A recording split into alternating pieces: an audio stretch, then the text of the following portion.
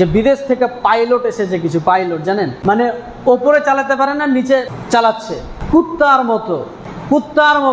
কত ঈদে কতগুলা কুত্তা মারা গেছে, আজকেও মারা যাবে, দেখবেন খবর পাওয়া যাবে যে কতগুলা কুত্তা মারা গেছে, আবর্জনা দুনিয়া থেকে সরে গেছে। এইটা কি যুবকদের আদর্শ? কুরবানি করতে এসেছে বিদেশ থেকে বাড়িতে, কুত্তার মতো গাড়ি চালাচ্ছে।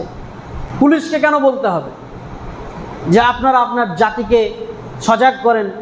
প্রত্যেক খুতবাতে আপনারা বলেন, প্রত্যেক ঈদের মাঠের যত ইমাম তাদেরকে ফোন করে, পুলিশকে কেন বলতে হবে যে আপনারা আপনার জাতিদেরকে, তার পিতাদেরকে বলেন তারা যেন বাইক না দেয় আজকে, বা তারা যেন বাইক নিয়ন্ত্রণে চালায়?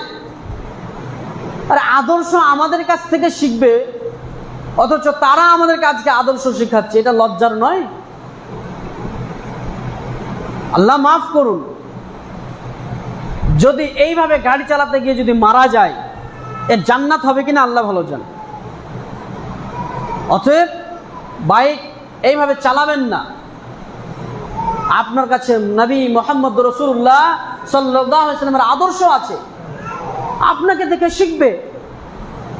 অমানুষের মতো এমনভাবে গাড়ি চালাচ্ছে, কোন মানুষ আছে না আছে দেখা দেখে সিস্টেম নাই, মনে হচ্ছে উড়ে চলে যাবে। আর মা বাপ জানছে বেটা আমার বিদেশ থেকে এসেছে, ইনকাম করে দিয়েছে, ওই বেটাকে তো কিছু বলা যায় না, ইনকাম করে দিয়েছে আমাকে, লজ্জাও লাগে না? আল্লাহ তাআলা হেফাজত করেন। বাইক দেবেন না।